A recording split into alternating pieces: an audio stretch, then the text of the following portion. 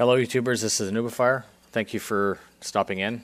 The last video I did was ad lib and I didn't use any notes. I believe that the quality of the video suffered.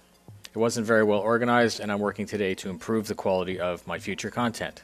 Today I wanted to break down what we can expect from the launch of Arena Commander 2.0 and specifically patch 1.3, which will be added very soon. I'm expecting Arena Commander 1.3 any day now.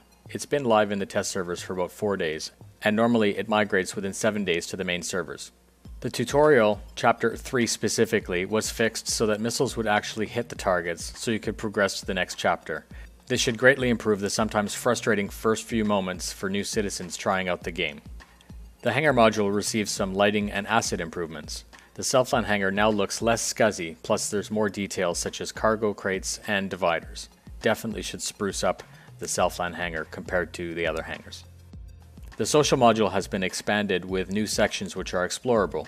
Buggies, explosion, death, and respawn mechanisms have all been added. It will now be possible to kill or die in ArcCorp. When the patch goes live, there will be room for 40 players from the base 18.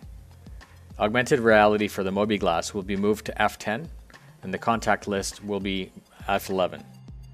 1.3 will also have many emotes added, including Chicken Dance, giving us the ability to taunt and communicate without breaking the immersion. If a player glitches out of the ArcCorp map, the player will now simply die, so we won't have any more of those fun videos of people glitching and exploring spaces that you're not supposed to be in. When you die in the social module, you'll simply spawn in medbay. The first size 4 weapons are being introduced for use on the Cutlass and Hornet.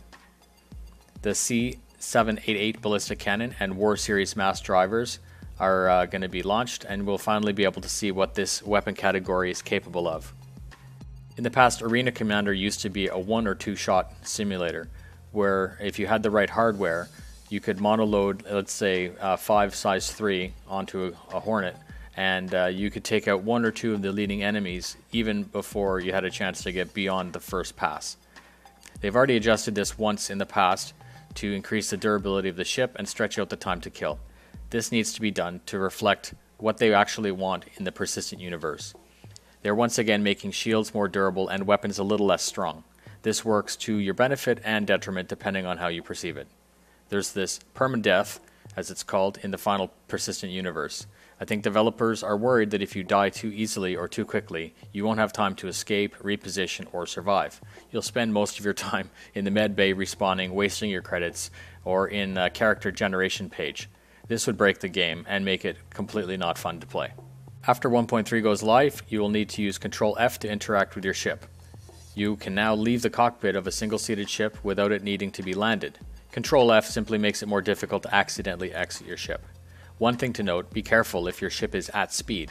It looks as though if you get out of your ship, it will continue on its path and you'll be left stranded. Look ahead mode is now turned on by default. It can be toggled on and off with right Alt and M, and weapon gimbal lock has been moved to left control and G. All these are great additions to Star Citizen. The next major update will be Arena Commander 2.0, which is basically a turning point of the game. Just remember where this game started only a couple years ago with Chris Roberts' original video, then the hangar module, Arena Commander, co-op, competitive mode, racing, and then the very basic multi-crew gameplay. More recently, the social module has got us closer and closer to the persistent universe. All of these steps paved the way for our game to become Star Citizen 2.0. Lots of testing, balancing, and most of all, fun is going to happen in the future. Tell your friends, spread the word, and get people interested in this gaming milestone. If you liked this video, please like, share, and subscribe. I thank you for your views, and I'll keep you updated with regular videos. See you in the verse.